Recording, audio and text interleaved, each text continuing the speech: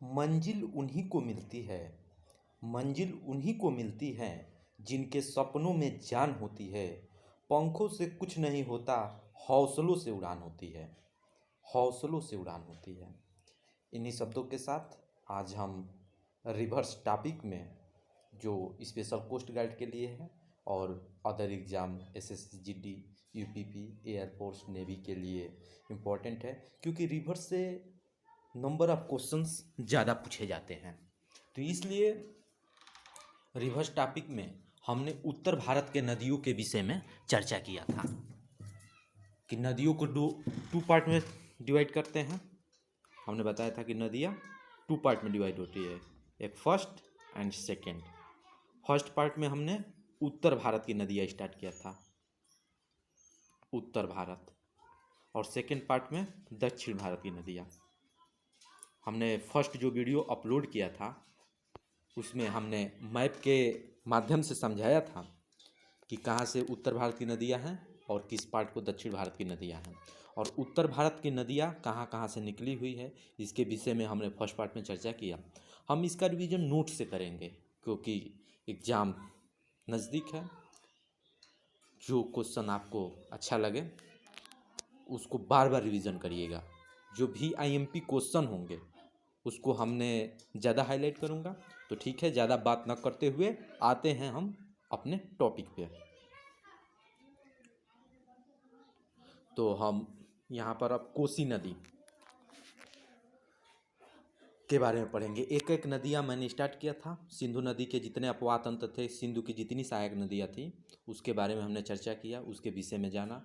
गंगा के बारे में पढ़ा और गंगा की कुछ नदियाँ जो सहायक नदी हैं उसको हमने फर्स्ट वीडियो में कंप्लीट किया था। लेकिन और जो सहायक नदियाँ हैं उनके बारे में आज गंगा के सहायक नदियों के बारे में अध्ययन करेंगे। उसके बाद गंगा का अपवाद तंत्र खत्म हो जाएगा तो हम ब्रह्मपुत्र नदी के बारे में पढ़ेंगे और उसके सहायक नदी के बारे में। उसके बाद आपका उत्तर भारत के नदियों का टॉपिक समाप्त हो जाएगा और उसके बाद नेक्स्ट वीडियो में हम दक्षिण भारत की नदियाँ पढ़ेंगे। तो ठीक है, तो कोसी नदी।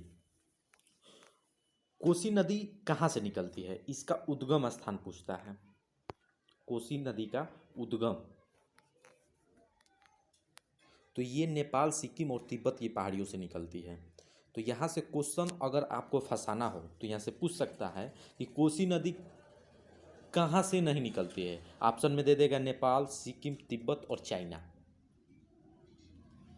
तो आप वहाँ पर कहाँ ट्रिक मारेंगे, तो चाइना पे ट्रिक मारेंगे, क्योंकि नेपाल, सिक्किम और तिब्बत के जो पहाड़ फैले हुए एरिया है वहाँ से इसका उद्गम स्थान है। तो यहाँ से क्वेश्चन बन सकता है। इसकी तय सीमा कहाँ है, तो ये 730 किलोमीटर। और कोसी नदी गंगा से कहाँ पर मिलती है, तो ये मिलती है भागलपुर बिहार। यहाँ पर भागलपुर बिहार में जाकर ये कोसी नदी गंगा से मिल जाती है। कोसी नदी गंगा की सहायक नदी है और ये कहाँ पर मिलती है, तो भागलपुर बिहार में मिलती है। हाँ, ये VIMP क्वेश्चन है, इसको हम बोलते हैं VIMP क्वेश्चन। बिहार का शोक किस नदी को कहा जाता है, तो किसे कहा जाता है, तो कोसी नदी को कहा जाता है बिहार का शोक। क्यों कहा जाता है, क्योंकि बरसात के दिन में इसकी जो नदी जो होती है अपना स्थान छोड़कर रास्ता बदल देती है, जिससे लगत बहुत ज़्यादा धन और जन दोनों की हानि होती है। तो इसलिए इसे हम बिहार का शोक कहते हैं। तो बिहार की शोक किस नदी को कहते हैं, तो कोसी नदी को कहते हैं। वेरी वेरी इंपॉर्टेंट क्वेश्चन, इसको आप याद रखिएगा। आइए नेक्स्ट क्वेश्चन देखते हैं, यमुना नदी। तो फर्स्ट क्वेश्चन, उद्गम पैलेस। सबसे पहले कोई भी नदी है उसका पहले उद्गम पैलेस आपको ध्यान में रखना है। तो उद्गम पैलेस कहाँ, उत्तराखंड के यमुनेत्री से निकलती है, यमुनेत्री हिमानी से। यमुना नदी यमुनेत्री से, उत्तराखंड के यमुनेत्री से। ठीक है, अब यहाँ से ये आपका VIMP क्वेश्चन है, VIMP क्वेश्चन है। जो VIMP बोल दिया उसको आपको याद करना ही है। देर है, आपके पास कोई चांस नहीं है, अदर आपको तैयार करना ही है।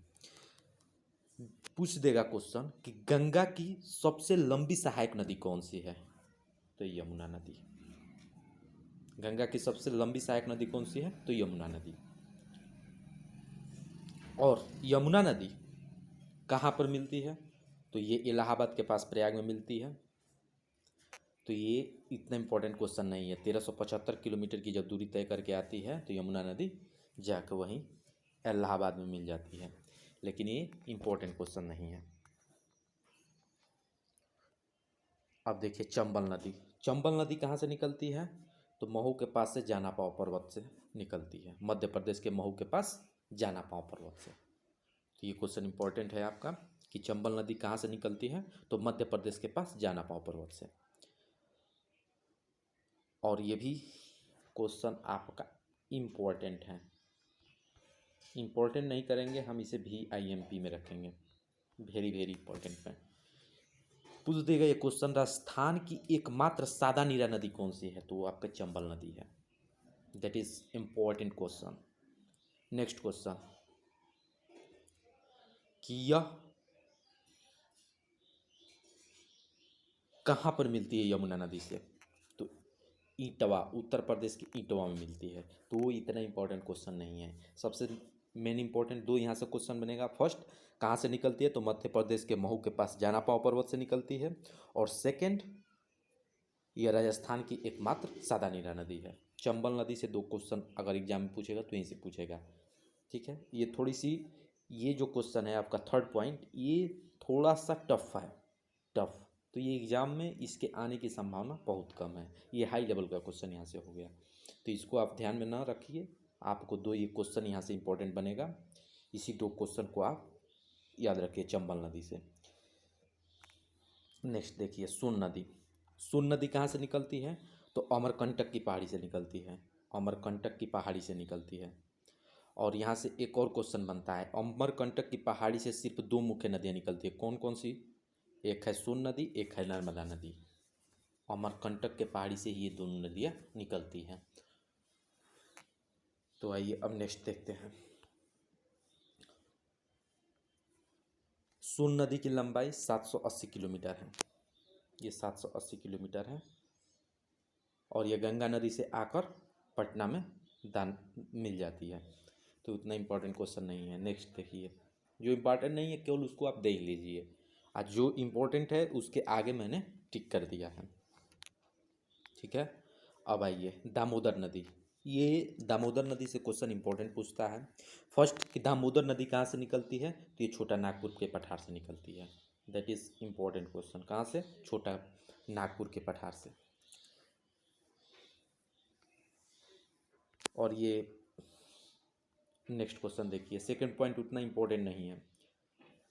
हाँ, ये आपका VIMP में इसको रखिए, VIMP में। बंगाल का शोक किस नदी को कहा जाता है? दामोदर नदी या कोसी नदी? ऑप्शन दो देगा।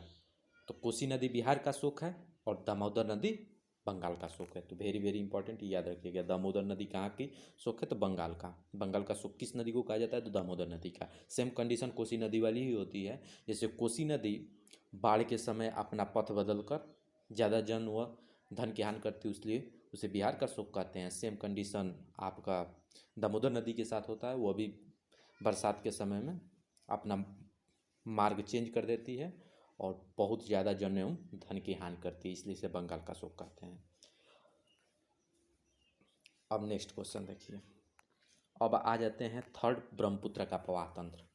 अभी हमने चर्चा किया था 3 पार्ट में। शुरू का जो वीडियो है, फर्स्ट वीडियो जो मैंने रिवर्स का अपलोड किया है, उसमें मैंने 3 पार्ट में बताया था कि उत्तर भारत नदियों को 3 पार्ट में डिवाइड कर पढ़ेंगे। फर्स्ट सिंधु नदी और सिंधु की सहायक नदियाँ, फर्स्ट पार्ट में इसको हमने अध्ययन किया। सेकंड पार्ट में मैंने बताया था कि गंगा नदी और गंगा की सहायक नदियाँ। और थर्ड पार्ट में मैंने बताया था कि ब्रह्मपुत्र और ब्रह्मपुत्र की सहायक नदियाँ। तो गंगा नदी का भी कंप्लीट हो गया, उसके सहायक नदियों के बारे में हम पढ़कर पूरी कंप्लीट कर ले। अब थर्ड नंबर आता है ब्रह्मपुत्र नदियाँ। तो ब्रह्मपुत्र का जो अपवाह तंत्र है बहुत छोटा है, इसकी सहायक नदियों भी बहुत कम है। जहाँ से एग्जाम में क्वेश्चन पूछते हैं उन नदियों को मैंने इंक्लूड किया है। तो आइए देखते हैं ब्रह्मपुत्र नदी। ब्रह्मपुत्र की सहायक नदियाँ देखिए, तीस्ता नदी हो गया, सुरमा हो गया, मानस हो गया, कापली हो गया, लुचिट हो गया और बूढ़ी दियांग हो गया। तो ये आपके 6 ब्रह्मपुत्र की सहायक नदियाँ हैं। लेकिन इनके हम पार्ट को, अब तीस्ता के बारे में हम ज़्यादा कुछ नहीं पढ़ेंगे, सुरमा के बारे में ज़्यादा कुछ नहीं पढ़ेंगे, क्योंकि यहाँ से क्वेश्चन नहीं पूछे जाते हैं एग्जाम में। जैसे गंगा के अपवाह तंत्र में जब हमने पढ़ा तो उसमें यमुना को अलग पार्ट करके डिवाइड करके पढ़ा, कोसी को अलग पार्ट करके डिवाइड किया, क्योंकि वे सहायक नदियाँ हैं, यहाँ से क्वेश्चन बनते हैं। लेकिन यहाँ से पर्टिकुलर क्वेश्चन इन नदियों से नहीं बनते हैं। यहाँ से केवल एक ही क्वेश्चन बन सकता है कि ऑप्शन आपसे पूछ देगा कि ब्रह्मपुत्र की कौन सी सहायक नदी नहीं है। ऑप्शन में देगा तीस्ता, सुरमा, मानस और कोसी, ऐसे पूछ देगा तो वहाँ पर कोसी आपका सही हो जाएगा, क्योंकि कोसी आप सहायक नदी नहीं है ब्रह्मपुत्र की। तो यहाँ से बस केवल सहायक नदी से ही क्वेश्चन पूछ सकता है कि ब्रह्मपुत्र की कौन सी सहायक नदी नहीं है। 4 देगा, उसमें से 3 रहेगा, तो यही 6 आप याद कर लीजिएगा। कुछ क्वेश्चन हैं इंपॉर्टेंट यहाँ से बन जाएंगे। जो जो नदियाँ हैं उनके बारे में अगर जो क्वेश्चन बनेगा वहाँ हम डिवाइड भी करेंगे, उसके बारे में हम एक्सप्लेनेशन करेंगे। जैसे मानस नदी जो है, आसाम में मानस अभयारण्य बनाया गया है। मानस अभयारण्य मानस नदी पर बनाया गया है। तो ये नदी से इम्पोर्टेंट क्वेश्चन नहीं है, लेकिन क्वेश्चन ये सबसे ज़्यादा इम्पोर्टेंट है कि मानस अभयारण्य किसके लिए प्रसिद्ध है। तो ये हाथियों और बाघों के लिए प्रसिद्ध है। मानस अभयारण्य जो है हाथियों और बाघों के लिए प्रसिद्ध है। तो ये इम्पोर्टेंट याद रखिएगा। मानस अभयारण्य कहाँ है, तो असम में है। किस नदी पर बना है, तो मानस नदी पर बना है। तो 3 क्वेश्चन बनता है, 2 वेरी वेरी इंपॉर्टेंट है। फर्स्ट कि मानस अभयारण्य कहाँ है, तो असम में है। और मानस अभयारण्य किसके लिए प्रसिद्ध है, हाथियों और बाघों के लिए। ठीक है, नेक्स्ट देखिए ब्रह्मपुत्र नदी। ब्रह्मपुत्र नदी वेरी वेरी इंपॉर्टेंट टॉपिक है। यहाँ से ब्रह्मपुत्र नदी से देखिए क्वेश्चन बहुत ज़्यादा पूछा जाता है। ब्रह्मपुत्र नदी भारत की सबसे लंबी नदी है। ब्रह्मपुत्र नदी भारत की सबसे लंबी नदी है। ठीक है, लेकिन अगर भारतीय सीमा में बहने वाली सबसे लंबी नदी कहा जाए तो गंगा नदी। यहाँ पर 2 क्वेश्चन जो देता है वेरी टिपिकल होता है, अर्थात डिफिकल्ट होता है कि अगर भारत की सबसे लंबी नदी अगर भारतीय सीमा में अगर पूछा जाए तो गंगा, ऐसे पूछा जाए तो ब्रह्मपुत्र। देखिए यहाँ पर मैंने नोट्स करके यहाँ पर 2 ये नोट्स दिया गया है। ये जो नोट्स हैं वो आपके डाउट क्लियर करेंगे। भारत में बहने वाली सबसे लंबी नदी, देखिए भारत में बहने वाली सबसे लंबी नदी ब्रह्मपुत्र है। ठीक है, लेकिन भारतीय सीमा में बहने वाली सबसे लंबी नदी तो गंगा नदी। तो यहाँ पर देखिएगा ये 2 क्वेश्चन देगा, यहाँ पर एकदम अंतर देखिए और इसको याद रखिए। अब देखिए नेक्स्ट कि ब्रह्मपुत्र नदी कहाँ से निकलती है। उद्गम पहले से यहाँ से पूछेगा। हाँ, तो ये निकलती है तिब्बत के पठार से, चेमा यंगडुंग पहाड़ी से। चेमा यंगडुंग पहाड़ी से कहाँ से, तिब्बत के पठार से। तो यहाँ से क्वेश्चन आपका 60 में अगर पूछेगा तो तिब्बत के पठार देगा, अगर ज़्यादा डीपली जाएगा तो चेमा यंगडुंग की पहाड़ी देगा। तो दोनों आप याद रखिए। ब्रह्मपुत्र नदी को तिब्बत में किस नाम से जानते हैं, तो सांगोपा के नाम से जानते हैं। ब्रह्मपुत्र नदी को तिब्बत में सांगोपा के नाम से जानते हैं। इम्पोर्टेंट। अरुणाचल प्रदेश में ब्रह्मपुत्र नदी को किस नाम से जानते हैं, तो दिहांग के नाम से जानते हैं। ये भी इम्पोर्टेंट क्वेश्चन है। अगर तिब्बत में पूछे कि ब्रह्मपुत्र नदी को किस नाम से जानते हैं तो सांगोपा, अरुणाचल प्रदेश में पूछे तो दिहांग।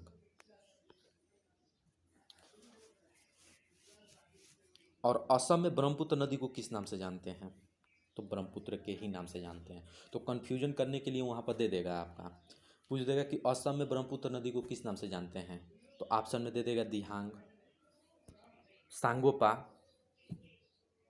और ब्रह्मपुत्र। तो वहाँ पर आप कन्फ्यूज़न में पड़ जाएंगे। तो इसलिए याद रखिए तीनों। असम में क्या कहा जाता है, तो ब्रह्मपुत्र ही कहा जाता है। और बांग्लादेश में ब्रह्मपुत्र नदी को क्या कहा जाता है, तो मेघना कहा जाता है। वेरी वेरी इंपॉर्टेंट क्वेश्चंस हैं। जो ये नदियों का मैंने नाम बताया इसको याद रखिए। यहाँ से 2-3 टाइप से क्वेश्चन उठा सकता है। फर्स्ट ये उठा सकता है कि बांग्लादेश में ब्रह्मपुत्र नदी को किस नाम से जाना जाता है, तो मेघना के नाम से। असम में किस नाम से जाना जाता है, तो ब्रह्मपुत्र के नाम से ही। तो ये क्वेश्चन याद रखिए कि अरुणाचल प्रदेश में दिहांग के नाम से, तिब्बत में सांगोपा के नाम से। तो ये चारों याद रखिएगा। ठीक है, या ऐसे भी दे सकता है कि ब्रह्मपुत्र को निम्न जगह पर किस नाम से जाना जाता है, पार्ट ए बना देगा, पार्ट बी बना देगा। जैसे एग्जांपल हम आपको दिखाते हैं, जैसे ऐसे बना देगा पार्ट ए और पार्ट बी, बोलेगा कि मिलान कीजिए, सांगोपा, सांगोपा। यहाँ पर दे देगा दिहांग, यहाँ पर दे देगा ब्रह्मपुत्र। ठीक है, एग्जाम में कैसे पूछ सकता है, क्वेश्चन कैसे घुमाएगा, ये मैं आपको दिखा रहा हूँ। यहाँ पर दे देगा पार्ट बी में असम, यहाँ पर दे देगा आपका तिब्बत। ठीक है, असम तिब्बत, और एक हो जाएगा अरुणाचल प्रदेश।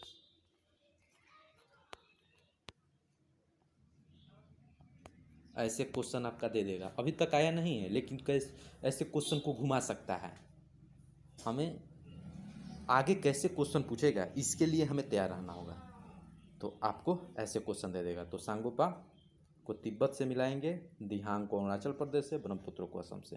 तो ऐसे क्वेश्चन हो जाएगा। ठीक है, आइए नेक्स्ट क्वेश्चन। नेक्स्ट नोट के बारे में हम पढ़ेंगे।